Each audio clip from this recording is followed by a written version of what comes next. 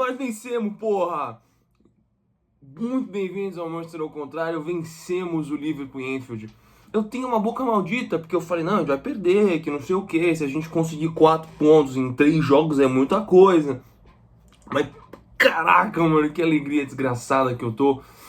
A gente venceu naquele lugar do diabo, do demônio, time desgraçado, o Liverpool, né? Nós é um timaço da porra. Rubem Amorim, pra mim, é o melhor técnico do mundo.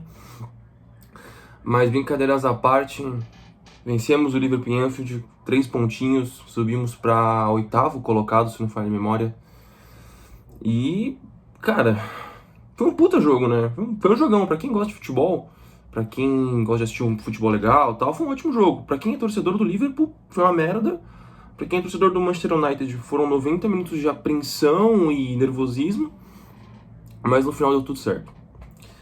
Enfim, vamos falar agora um pouquinho. Eu queria começar falando do retrospecto dos últimos jogos em Anfield, né? Vamos lá. Inclusive a camisa que eu estou usando é em alusão à última vitória que tivemos em Anfield, né? Vamos lá então, né? O Manchester United não vencia o Liverpool em Anfield há 9 anos. Nisso o retrospecto são de 10 jogos, 5 empates e 5 vitórias do Liverpool. E assim, para provar também que o retrospecto, não só em Anfield, né, mas como do Manchester United em si, né? Eu vou mostrar aqui o retrospecto dos últimos jogos do Manchester United contra o Liverpool, isso contando jogos em casa, tá? O retrospecto era de os últimos 10 jogos do Manchester United contra o Liverpool, também contando jogos em Anfield e no Old Trafford. Foram 6 vitórias do Liverpool, 4 do Manchester United e 4 empates. Agora, o retrospecto em Anfield, foi o que eu falei. 10 jogos. Ixi, então tava errado o que eu tava falando. Acho que eu ouvi errado aqui, mas enfim. O retrospecto em Anfield tá certo, tá, gente? São 10 jogos. Ah, não, tá certo, desculpa, me embaralhei aqui, tá? Mas enfim, ignora. Foram 10 jogos em Anfield, 5 empates e 5 vitórias do Liverpool. A última vitória do Manchester United foi contra o Liverpool em Anfield, foi no dia 17 de 1 de 2016. Estou usando a camisa da última, agora, penúltima vitória do Manchester United em Anfield. Foi o gol do Wayne Rooney, né? Eu queria colocar Rooney 10 nessa camisa, por isso eu comprei ela na época, mas eu não coloquei até hoje. Vou falar aqui por curiosidade, né, para os fãs de esporte, a escalação do Manchester United contra o Liverpool em 2016, a última vitória em Anfield até então. De Gea no gol, Blind, Chris Smalling e o Darmian. Acredito eu que a zaga era o... É que eu tô vendo... Eu não achei nenhum site que me mostrava direito à formação, só me mostra em sequência, sabe? Então que se eu achar uma imagem eu vou pôr na edição pra mostrar da escalação. De Gea no gol, o Blind e o Smalling acredito que eram os zagueiros. O Darmian e o Ashley Young são os laterais. O Ashley Young saiu aos 43... O Ashley Young saiu, foi substituído pelo Cameron Borthwick-Jackson, de ver se alguém da base, que hoje não está mais presente. O Ander Herrera estava em campo. Ele foi substituído posteriormente pelo Depay, que está no Corinthians. O Fellaini estava em campo, o Morgan Schneider estava em campo, o Wayne Rooney estava em campo, Anthony Martial, Jesse Lingard, que foi substituído pelo Juan Mata no segundo tempo. E os reservas que não entraram foram o Andrés Pereira, o Paddy McNair, o Varela, que hoje está no Flamengo, o Andrés Pereira que está hoje no Palmeiras, e o Sérgio Romero. O mais engraçado é que até há pouco tempo atrás, né, desses últimos 9 anos, o De Gea estava no time, né, saiu no ano seguinte do Careca. O Martial saiu na temporada de agora, né, ele estava na temporada passada. Não, desculpa, ele saiu na temporada passada, perdão. E... são esses os nomes mais recentes. Eu acho que o Luke Shaw estava naquele ano também, porém ele não está no banco. Eu não sei o motivo dele não estar no banco. Que eu me recordo de ver ele com a vermelha, a versão vermelha dessa camiseta, que eu também tenho. E é basicamente isso. Essa foi a escalação da última vitória do Manchester United, que foi um gol do Wayne Rooney, que deu a vitória. E por curiosidade ou não também, o gol do Harry Maguire, o gol da vitória do jogo de domingo agora, foi no mesmo lugar. Mesmo lugar não, né? Mas assim, foi na mesma parte do campo, né? Ali certinho, não milimetricamente o mesmo lugar do gol do Wayne Rooney. Mas foi no mesmo lugar praticamente. A diferença é que o Wayne Rooney fez um gol com o pé, não de cabeça. E quem levantou a bola na área foi também um camisa 8, na época o Juan Mata, hoje o Bruno Fernandes. Levantou a bola para a área no mesmo lugar, né? Os dois levantaram a bola no mesmo lugar. Também eram dois camisas 8. na área, entendeu? A única coincidência que faltou foi o Rooney ter feito um gol de cabeça, ou o Maguire fazer um gol de pé, né? E seriam camisas 10 ou camisas 5, etc. Porém, essa curiosidade foi engraçada. Foi o mesmo lugar do gol do Wayne Rooney e também era o meio armador, camisa 8, que levantou a bola na área pro gol da vitória. Isso eu achei um detalhe muito engraçado e legal. E, enfim, essa foi a nossa última vitória em Anfield, né? 2016. Estou muito alegre, porque isso, na minha opinião, mostra a evolução do time mentalmente. Porque o time poderia muito bem no empate, na hora que o Liverpool empatou, ter se esfarelado todo e entregado o jogo, né? Basicamente. Mas que timaço que temos em nossas mãos. Agora eu vou falar a respeito um pouco do jogo. Teve o gol do Mbeumo, né? Com menos de 1 minuto de jogo. Muitos jogadores do Liverpool reclamaram de falta, né? Mas o próprio árbitro mandou seguir o jogo. Foi disputa de bola no ar, eles capotaram, mas não teve falta de ninguém. A bola sobrou para o Manchester United. O Bruno Fernandes logo viu o Amad passando livre, tocou para o Amad. O Amad viu o Mbeumo infiltrando no meio. E por sinal, essa falta foi entre o Mbeumo e o McAllister. Só que o Mbeumo levanta já rápido e vai pro jogo e segue reto. Vai cuidar da vida dele. O Amad vê o Mbeumo passando, dá uma belíssima enfiada de bola pro Mbeumo que finaliza. Baita golaço. Depois disso foi pressão do Liverpool. Pressão, pressão, pressão, pressão. O Manchester ainda conseguiu jogar um pouquinho melhor no primeiro tempo, né? Mesmo depois do gol, continuou se impondo um pouco em campo, o Liverpool pressionando mais. Só que como a gente abriu o placar cedo, né? A gente tem o... como fala mesmo? Fugiu a palavra. A gente pode se dar ao luxo de fazer o que a gente quer, né? De certa forma, né? Controlar um pouco mais o jogo, né? E foi o que a gente fez. Em boa parte do primeiro tempo a gente conseguiu controlar o jogo. No primeiro tempo não me passou tanta impressão de que tomaríamos o empate. No segundo tempo essa pressão ficou muito forte pra mim. Quando o Gakpo fez o gol aos 70 e pouquinhos minutos, eu já tava com essa impressão desde os 45 minutos. Tanto que bem no começo do segundo tempo, bola na trave do Liverpool. A trave que pra mim foi a nossa melhor amiga, tá, no jogo. Foi o melhor em campo, pra mim foi a trave, não foi nem o Maguire. Passou muito sem impressão no segundo tempo. Tanto quando o Liverpool empatou, eu falei, putz, já sabia.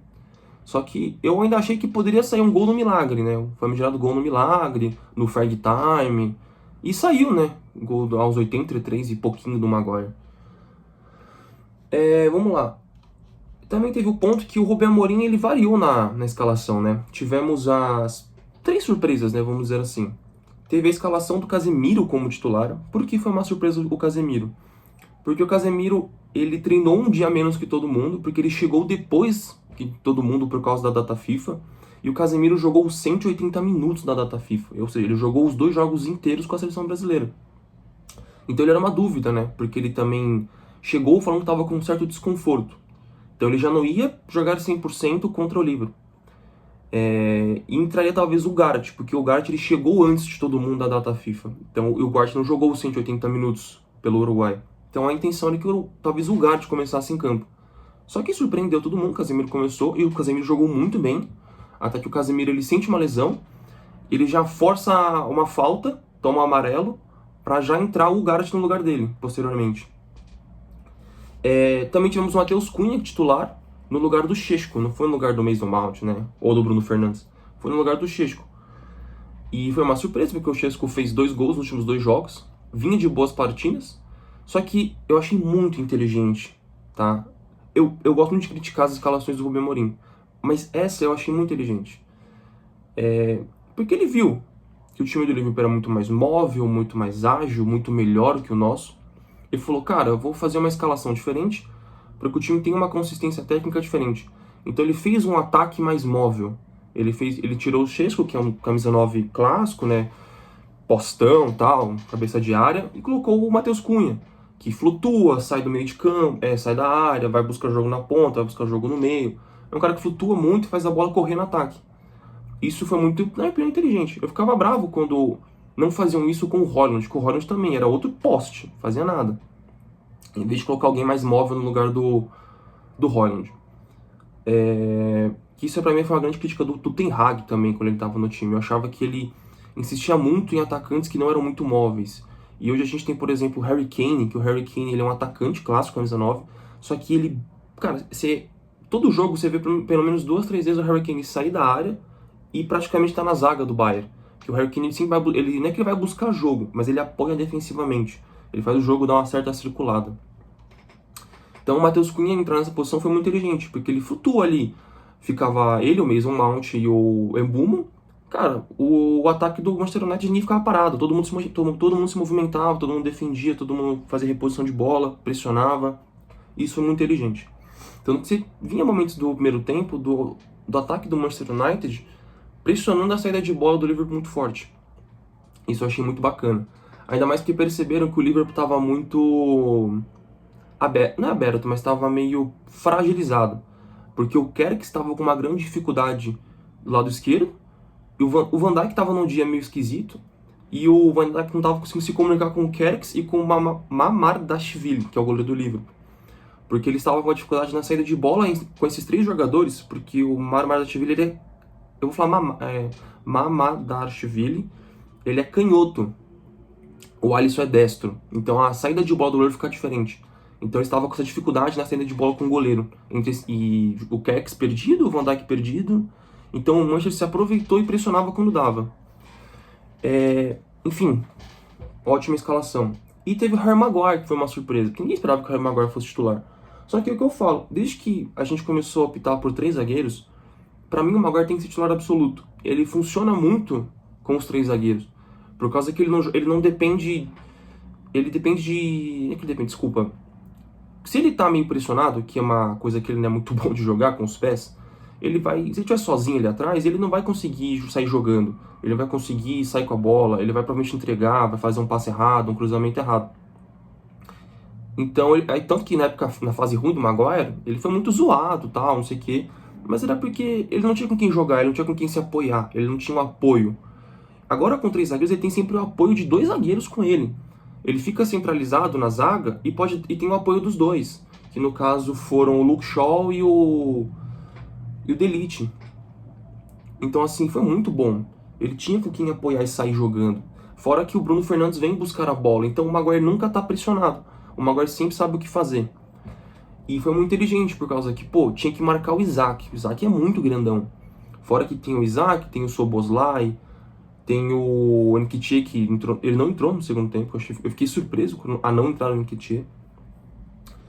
Então, assim, o Harry Maguire era um cara pra esse jogo, era um cara grande, né? Um cara que conseguia segurar a galera. E então eu achei muito legal a escalação. E funcionou muito bem no jogo a escalação. Então eu bato palmas pro professor Rubem Amorim. O Liverpool acabou fazendo um gol, né, do empate com o Gakpo, que quando o Chiesa entrou, entraram o Chiesa, quem que entrou? Foi o Chiesa e o Dorgu. O Chiesa e o Dorgu eles entraram juntos praticamente. Quando o Chiesa entrou, eu falei, mano, perigoso. Porque o Chiesa, ele tem ajudado muito no segundo tempo o Liverpool, nos últimos jogos. Ele sempre entra, faz uma fumaça, consegue dar uma assistência, dar um passe importante. E é isso que eu acho que faltou um pouco no Liverpool no jogo. Então quando o Chiesa entra, ele entra atiçado, ele entra com fogo no cu e começa. Tanto que o passe sai dele pro gol do Liverpool. Aí já tinha tido 2 bolas na trave, que não sei o que lá, gol de empate.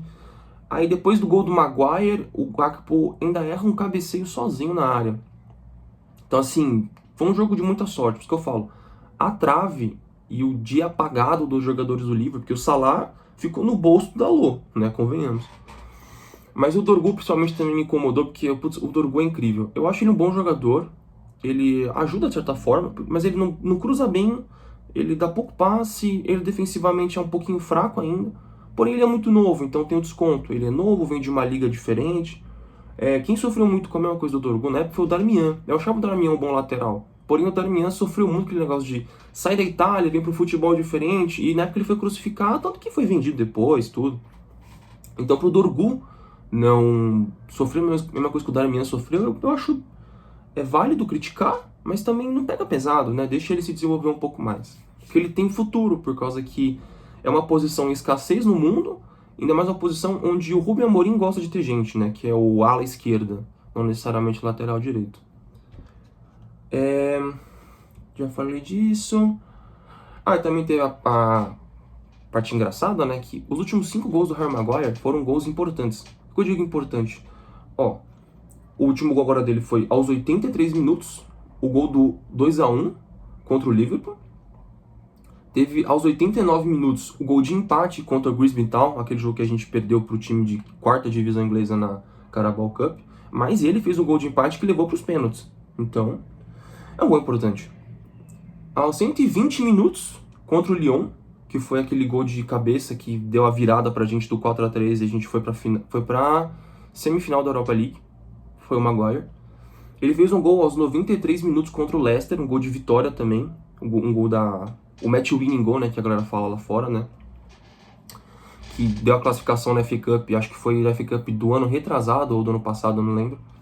E teve o gol aos 91 minutos contra o Porto de empate na fase de grupos da Europa League do ano passado. É só gol importante, tá?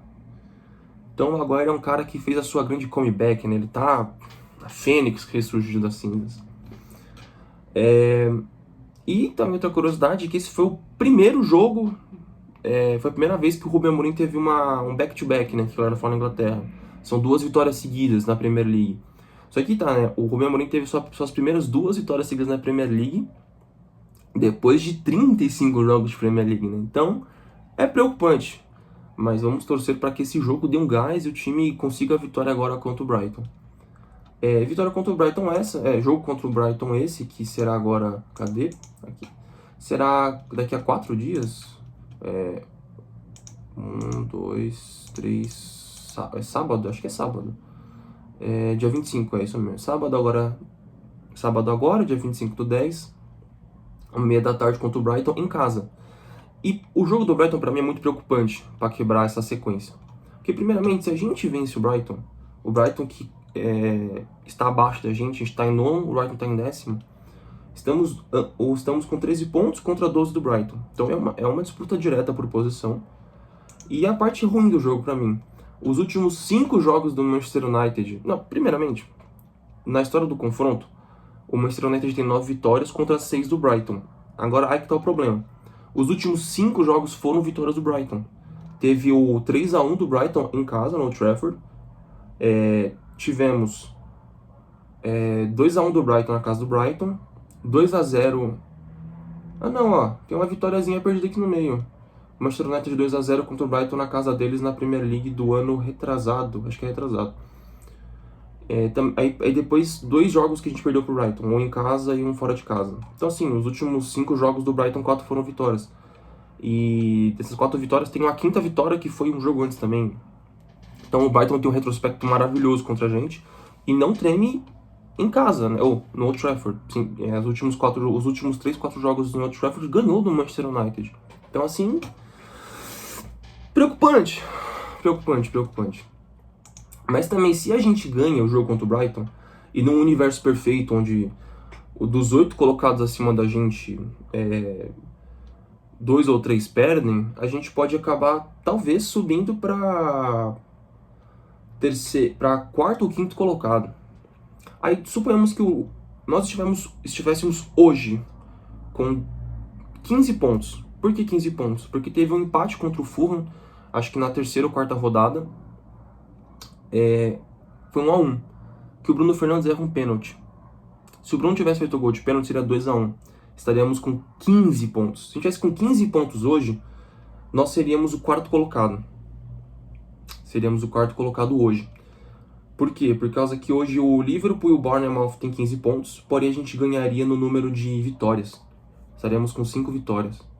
Então a gente ficaria em 4º, atrás do Liverpool, que também tem as mesmas 5 vitórias. Teria 5 mesmas vitórias, né, etc. E no mundo perfeito, onde a gente tem 15 pontos e ganha do Brighton agora, e o Liverpool e o Manchester City perderiam, nós teríamos 18 pontos e ficaríamos só atrás do Arsenal, que é o líder com 19 pontos, atualmente. Você vê então assim, se a gente vê o background de tudo, né, esquece um pouco todos os problemas extra-campo, Ruben Amorim, esquema tático, né, jogadores, pipipi, popopó, o time não tá indo tão mal essa temporada. O que me incomoda no time é que o time até o momento não estava demonstrando sinais de melhora. Então assim, era preocupante a não demonstração de melhora. Talvez agora, contra a vitória contra o Sunderland, contra o Liverpool, o time melhore, dê sinais de recuperação. e quem sabe busque a vaga para Champions do ano que vem. Porque a gente tem só a Premier League e a FA Cup esse ano. Então a ideia é buscar a FA Cup e vaga para Champions League. Então vamos rezar pelo melhor aí, né? Eu vou para as notas da partida, agora falar um pouquinho.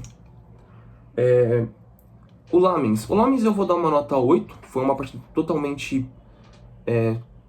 consistente dele, fez uma defesa importante com os pés que me lembrou muito o De Gea, porque o Onana não sabia defender com os pés, era bizarro. Então nota 8 pro Lamens, e nota 10 pra trave. O Luke Shaw jogou bem, ele me lembrou muito, pra mim o Luke Shaw é o Léo Pelé inglês, por causa que ele era lateral, virou zagueiro, por causa que o técnico em si queria alguém que tem uma boa saída de bola. De fato, o Luke Shaw até que tem uma boa saída de bola, né? Ele é melhor que o Léo Pelé. Porém, o Luke Shaw me incomoda um pouco a falta de consistência defensiva dele. Ele perde muita bola ainda, porque ele não é zagueiro, então é plausível você dar um desconto pro cara. Só que vai chegar uma hora que você vai prejudicar o time. Então eu acho que é muito viável a gente começar a buscar... Não precisa nem buscar, porque tem gente ali, tem o Yoho, tem o Aiden Heaven, então assim, tem o Lisandro Martinez que tá voltando agora, que em tese essa é a vaga do Lisandro Martinez, né? O zagueiro pela esquerda, com a boa saída de bola. Só que o Lisandro Martinez sempre tá machucado. Então eu acho interessante ter o Shaw, mas ainda assim o Shaw e o Lisandro Martinez, mas mesmo assim, talvez buscar um outro zagueiro esquerdo com uma boa saída de bola. Então eu vou dar uma nota 7 pro Luke Shaw. O Maguire eu vou dar 10, porque, cara, o Maguire fez o gol da virada, né? Virada não que a gente saiu ganhando, né? Ele fez o gol da vitória. Então eu vou dar nota 10 pro Maguire. Delite, nota 8. Um titã, assim, impressionante. Todo mundo ficou no bolso dele essa partida. Dalot pra mim, ele é 880, né? Tipo, ele faz uma baita recuperação de bola, dá um baita passe, ajuda, e de repente ele não domina a bola direito, perde a bola, entrega a bola para adversário, deixa uma avenida atrás dele. O famoso 880. Mas essa partida ele jogou bem. Eu acho que eu só vi ele errar uns 2 domínios de bola ali, mas de resto foi uma partida apagada. E é isso que tem que ser, o lateral tem que ser meio apagadinho, tem que fazer as paradinhas dele lá quietinho e jogar bem. Dalot, vou anotar 7 também pro Dalot. Diallo, por causa da assistência e do apoio técnico que ele deu maravilhoso, vou dar nota 8. O Bruno Fernandes eu vou dar 8,5, por causa que ele ajuda no primeiro gol, dá assistência pro segundo gol, e eu vi pela primeira vez, na minha opinião, o esquema do Bruno Fernandes jogando de volante funcionar, né? Porque até então o Bruno Fernandes estava de volante já tem alguns jogos e nunca funciona. Nesse eu vi funcionar, então eu vou dar uma nota 8,5 e o mérito pro Rubem Amorim. Casemiro, eu vou dar uma nota 8 também, jogou muito bem defensivamente, ele foi um monstro ele jogando, talvez se ele estivesse em campo, não teria nem o gol do Liverpool, quem sabe, né, não sei, porque ele sai, entra uma rapaziada e o time começa a tomar muita pressão do Liverpool. Cara, tá frio pra caramba, a mão tá gelada, tô até tremendo. Mason Mount, foi apagada a partida do menino Mason Mount, né, mas jogou bem, nota 7. Mbeumo, por causa do gol e do o apoio ofensivo dele, que foi durante os 90 minutos, nota 8. Matheus Cunha, eu vou dar nota 8, mesmo sem gol e sem assistência, porque se a gente vê os últimos 10, 15 minutos de jogo, toda a bola que caía no Matheus Cunha, ele pegava, ele segurava, ele chutava pra frente, ele tirava, ele fez de tudo pro Liverpool não pegar a bola e tentar fazer gol nos últimos minutos do jogo. Então ele foi fundamental pra catimba de não tomar o gol do empate. Então, nota 8 para ele. Aí entraram as substituições, né? O Ugarte no lugar do Casemiro, que fez uma boa partida. Os últimos 2, 3 jogos do Ugarte até que foram razoáveis, porque ele estava sendo muito, muito criticado, e merecidamente, mas ele tem feito bons jogos, então ele entrou no lugar do Casemiro aos 58 minutos. Vou dar uma nota 7. Não, 6,5. Dorgu entrou no lugar do Amad aos 59. Ele fez muita coisa, não vou dar uma nota 6. O Šeško entrou no lugar do Mason Mount, não conseguiu fazer muita coisa, porque ele entrou num período onde o time já estava começando a tomar muita pressão, não estava conseguindo sair, então ele não fez muita coisa. Ele entrou só para ter a troca atacante por atacante. Por causa que o Šeško entra no lugar do Mason Mount, aí o Šeško meio que troca com o Matheus Cunha vira de novo o camisa 10 e o Šeško vira o camisa 9 de novo. Então, mas quando deu para apoiar, ele tirou bola de cabeça em escanteio, ele ajudou. Então vou dar nota 6,5. O Yoho entrou no lugar do Luke Shaw, zagueiro por zagueiro, para fechar a casa, porque ele entra depois do gol do Maguire. Então vamos fechar a casa e beleza. Ele pôs um zagueiro alto, que é o Yoho. Então ele ajuda a marcar Van Dijk, ajuda a marcar Isaac e companhia. O Szoboszlai que também é alto pra caramba. Ele entrou bem pra segurar os últimos minutos de jogo. Vou dar uma nota 7. Que alegria, cara. Enfim, próximo jogo contra o Brighton. Vamos rezar pra manter a sequência de 3 jogos com vitória. E quem sabe o rapaz lá corta o cabelo dele. É isso, rapaziada. Tô muito feliz. Beijo melhora, né? Agora vamos rezar pelo melhor. Como eu disse, se conseguíssemos 4 pontos nessa sequência de 4 jogos, eu achava muita coisa. Já foram 3 jogos. Então, qualquer coisa passando disso, cara, tá bom, tá? Tá muito bom. Espero que tenham gostado do vídeo, rapaziada. Se inscrevam, compartilhem aí, curta, papapipopopó. Até a próxima, turma.